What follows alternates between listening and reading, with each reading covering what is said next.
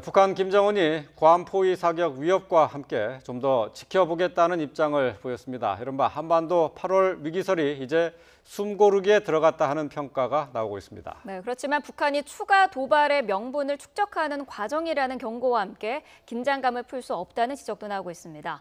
왕선택 통일외교 전문기자와 함께 한반도 안보 정세 점검해 보도록 하겠습니다. 네, 안녕하십니까? 네, 안녕하세요. 자, 먼저 일부에서는 숨고르기에 들어갔다라고 하는 평가를 그렇죠. 내리고 있지만은 또 한편으로는 김정은이 명분 쌓기에 들어간 것 아니냐 네, 이런 분석도 하고 있어요. 어떻게 봐야 됩니까? 사실 상반되는 주장인데요. 네. 두 개 다 사실은 맞는 주장이라고 할 수 있습니다. 그 왜 그러냐면 이 지금 8월 위기설이라고 하면서 우리가 관심을 갖는 부분이 트럼프 대통령의 화염과 분노, 예. 거기에 따른 북한의 괌 포위 사격 이렇게 이제 서로 맞대응하는 이 부분, 이 부분만 강조를 해서 본다면 예. 네. 이것은 거의 소강 상태 아니면은 뭐 숨고르기, 제가 볼 때는 거의 소멸된 거나 다름이 없습니다. 예. 괌 포위 사격은 앞으로 거의 뉴스가 안 될 가능성이 더 큽니다. 네. 그런데 이제 8월 위기설이라고 하는 더 큰 차원에서 보면 원래 이게 이제 8월 말에 한미연합 군사 훈련 때문에 나온 것이거든요. 예. 그 부분 다음 주에 진행이 됩니다. 예. 2주일 정도 진행이 될 텐데 그 한미연합 군사 훈련이 진행되는 동안, 진행되기 전에 진행되는 마지막 순간 군사 긴장은 계속해서 나올 것입니다. 그렇게 봤을 때 그때 김정은의 입장, 지금에 나온 입장 이런 것들이 이제 연합을 해서 합동을 예. 해서 더욱더 도발 명분을 축적하는 그런 계기가 될 수 있다. 이렇게 볼 수 있기 때문에 네. 두 개를 나눠서 본다면 두 개 다 맞는 말이 되겠습니다. 다만 이제 그런 것들은 이제 부분적인 관찰이고요. 좀 더 큰 관찰에서 본다면 지금 현재는 김정은이 연내 올해 말 정도 가을에서 내년 초까지를 기준으로 해서 미국과 좀 굉장히 중대한 핵 담판을 좀 해보겠다 예. 하는 그런 계획을 굉장히 구체적으로 진행하면서 강원 양면 전략을 구사하는 상황이다. 이렇게 보는 게 제가 볼 때는 가장 큰 그림에서 맞는 그림 같고요. 동시에 그것과 더불어서 트럼프 대통령과 또 시진핑 주석이 북핵 문제 해결을 위해서 중국식 당근과 채찍 그 전략을 지금 구사하고 있다. 네. 이렇게 이 두 가지가 물밑에서 또는 뭐 공개적으로 이렇게 벌어지고 있는 그런 상황으로 보는 게 좀 맞을 것 같습니다. 네. 예. 김정은이 그 트럼프 대통령과 대화의 테이블에 같이 앉는 게 목표라고 한다면은 네. 북한의 이런 군사적인 협박에 도움이 되는 겁니까? 네, 그것은 뭐 북한이 지난 30년 동안 꾸준히 해오던 전략과 이제 궤를 같이 하는데 네. 네. 북한의 국가 발전 전략이 뭐냐면은 초강대국 미국과 외교 관계를 수립하는 겁니다. 예. 미국과 적대 관계를 유지하다 보니까 국제사회에서 제재를 받고 압박을 받고 외교적으로 경제로 고립되다 보니까 국가 발전을 못 한다는 거거든요. 네.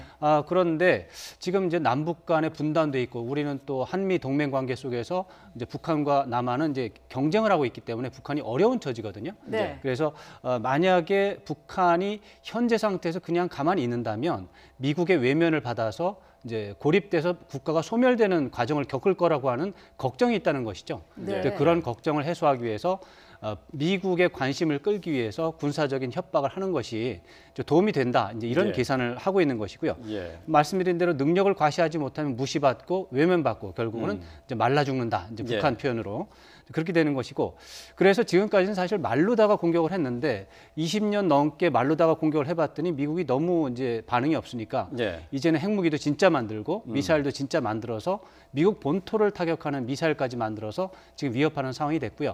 그래서 이제 말씀드린 대로 연내 또는 내년 연초에 미국을 상대로 중대한 담판을 지금 해보겠다 하는 네. 그런 계산을 하고 있는 것이죠. 예. 김정은이 핵 담판을 시도하기 위해서 군사적인 협박이 필요하다고 해도 그렇죠. 지금 현재 김정은이 내놓고 있는 게 이제 괌 포위 사격 아니겠습니까? 네. 이거는 좀 과도하다는 생각이 드는데 실질적인 전쟁으로 이어질 수도 있는 위험한 도발일 텐데 네. 이것도 합리적인 생각은 아닌 것 같아요. 그렇죠. 이제 그렇게 보면 좀 과도하다는 생각이 듭니다. 그런데 북한이 이렇게 과도하게 필요 이상의 군사적 협박, 이제 군사적 협박은 일반적으로 필요한데 필요 이상의 협박을 할 때는 반드시 미국과의 이제 상호 관계가 있습니다. 그래서 조지 W 부시 대통령 때도 그랬고 오바마 대통령 때도 그랬고요. 예. 네. 북한의 김정은에 대해서 또는 북한에 대해서 미국 대통령이 심한 발언을 할 때가 가끔씩 있습니다. 예, 예. 그럴 때마다 북한의 반응은 정말 굉장히 예상을 뛰어넘을 정도로 과민하게 반응하는 경우가 많이 있었습니다. 네. 이번도 마찬가지라고 보면 되겠습니다. 트럼프 대통령이 화염과 분노를 맞게 될 것이다라고 하는 굉장히 강렬한 발언을 하고 예. 거기에 대한 반응으로서 북한이 이제 괌 포위 사격을 얘기한 것이거든요. 예. 그리고 이제 북한의 입장에서 봤을 때 이제 그런 양상이 진행되다 어제 이제 김정은의 이제 입장을 보면 이제 뒤로 물러서는 그런 네. 이제 상황을 보인 것이죠. 네. 김정은이 어쨌든 지켜보겠다고 지금 한 상태이기 때문에 미국의 반응도 궁금한데 미국은 사실 뭐 북한이 미국을 공격을 한다면 보복을 하겠다라고 했습니다마는 어쨌든 그 이전의 해결책은 중국에게 지금 좀 맡겨놓은 상황 아닙니까? 네, 그렇습니다. 사실 미국과 중국, 북한의 관계는 지난 4월 플로리다 마랄라고에서 미중 정상회담이 있은 다음부터 그 구조가 정해졌다 이렇게 보고 그 구조는 지금까지 변하지 않았다 이렇게 말씀드릴 수가 있는데 네. 뭐냐면 트럼프 대통령이 시진핑 주석에게 북한 핵 문제 해결을 당신이 좀 해결을 해라 도와줄 테니까 예. 예. 네. 당분간 도와줄 테니까 좀 해결을 해라 이렇게 얘기를 한 거고 이제 시진핑 주석이 그러한 어떤 위임 또는 어떤 신뢰를 받고 이제 북한 문제 해결하는데 실제로는 잘 해결이 안 되는 이제 네. 그런 상황이고 거기에 대해서 미국이 가끔씩 좀 잘하라고 도와주고 있는데 왜 해결을 하지 않고 있느냐라고 이렇게 좀 채찍질하는 그런 상황이 되고 있습니다만 네. 현재로서는 미국의 입장에서는 중국을 통해서 상황을 관리하고 있다 이렇게 보고요. 네. 지금 상황에서도 김정은의 어떻게 보면 협박에 굴복해서 이렇게 상황이 진정되기보다는 오히려 상황을 관리하는 그런 차원이 좀 더 크다 네. 이렇게 봐야 되겠습니다. 예. 자, 어제 문재인 대통령의 8.15 경축사를 좀 살펴보도록 하겠습니다. 네. 그동안 문재인 대통령이 이제 남북 관계에 있어서 운전대 앉겠다라고 얘기했고 어제 경축사를 통해서 우리의 동의 네. 없이 한반도에서 전쟁은 없다라고 네. 선언을 했어요. 근데 이게 남북 관계에서 우리가 운전석에 앉고 있는 거 맞습니까?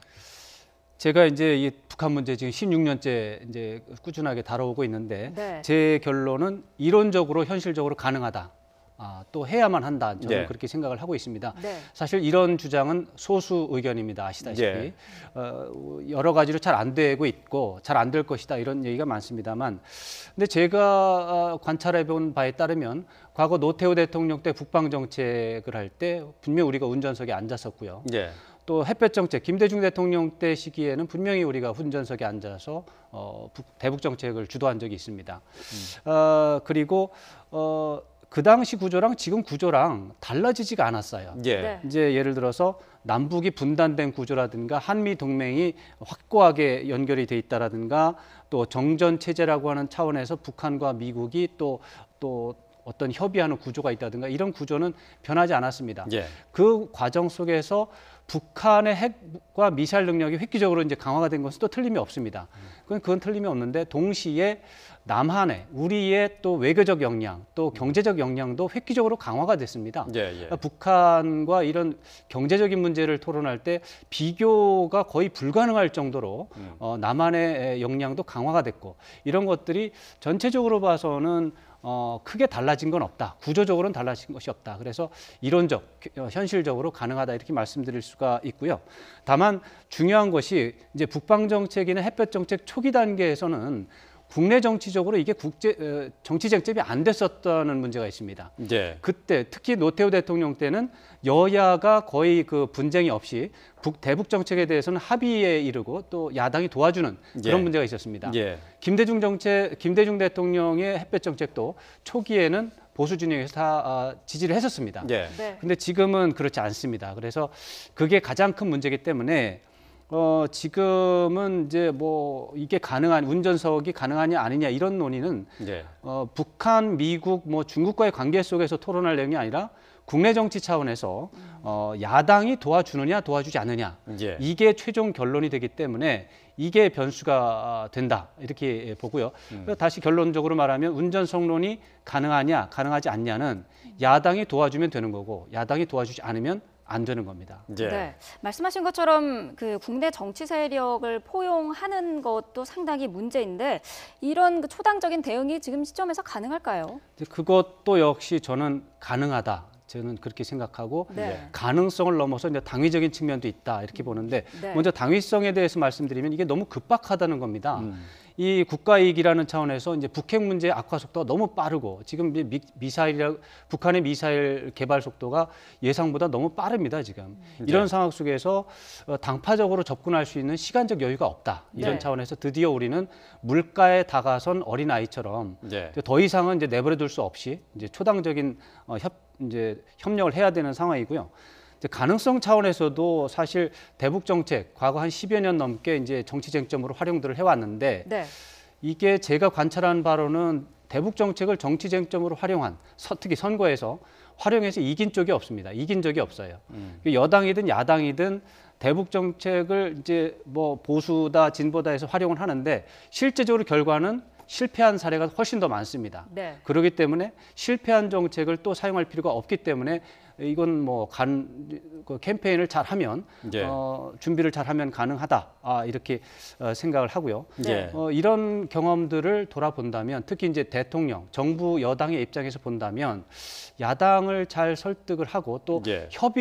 사전 협의를 잘하고 또 중간에 협의를 잘 한다면 지금 상황에서는 초당적인 대북 정책 이제 가능한 시기가 왔다. 또 해야 예. 된다. 이렇게 예. 생각을 합니다. 네. 예.